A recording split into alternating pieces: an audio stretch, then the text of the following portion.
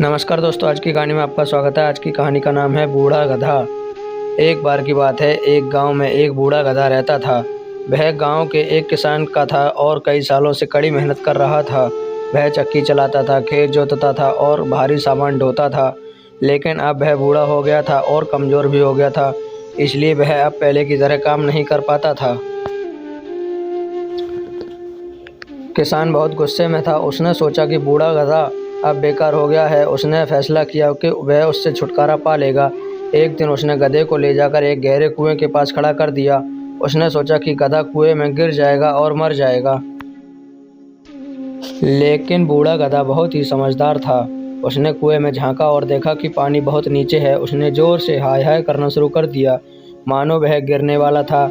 एक लोहार पास से जा रहा था। उसने गधे की आवाज़ सुनी और यह देखने के लिए रुक गया कि क्या हुआ है। उसने किसान को गधे को कुएं में ढकेलते हुए देखा। लोहार को लगा कि किसान बहुत ही क्रूर है। उसने किसान को रोका और उससे पूछा कि वह क्या कर रहा है। किसान ने कहा, यह गधा बेकार हो गया है, मैं इससे छुटकारा पा रहा हूँ। लोहार ने कहा, लेकिन उसे मारना गलत है, वह अब भी कुछ काम कर सकता है। लेकिन किसान ने कहा, तुम उसे ले जाओ अगर तुम चाहते हो। लोहार ने गधे को रस्सी से बाहर निकाला। गधा लोहार के लिए काम करने लगा। वह लोहे को गर्म करने के लिए धोकनी चलाता था। लोहार गधे से बहुत खुश था क्योंकि वह बहुत मेहनती और समझदार था। कुछ दिनों बाद किसान को पछतावा हुआ कि उसने गधे को क्यों बेच दिया।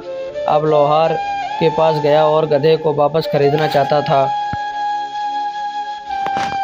लेकिन लोहार ने गधे को वापस देने से इनकार कर दिया। उसने कहा, तुमने उसे बेच दिया था, अब वह मेरा है। किसान ने बहुत ज़्यादा पैसे देने की पेशकश की, लेकिन लोहार नहीं माना। अंत में किसान को समझ गया कि उसने गलती की थी। उसने लोहार से माफ़ी मांगी और कहा कि वह गधे की अच्छी तरह से देखभाल करेगा। लोहार ने किसान को माफ़ कर दिया और गधे को वापस कर दिया। किसान ने गधे से प्यार से पेश आया और उसकी अच्छी तरह से देखभाल की। उसने कभी भी उसे बेचने के बारे में नहीं सोचा। इसलिए कभी भी किसी को बेकार मत समझो। हर किसी में कोई ना कोई खूबी होती है। दूसरों के साथ अच्छा व्यवहार करो, जैसा करोगे वैसा ही भरोगे।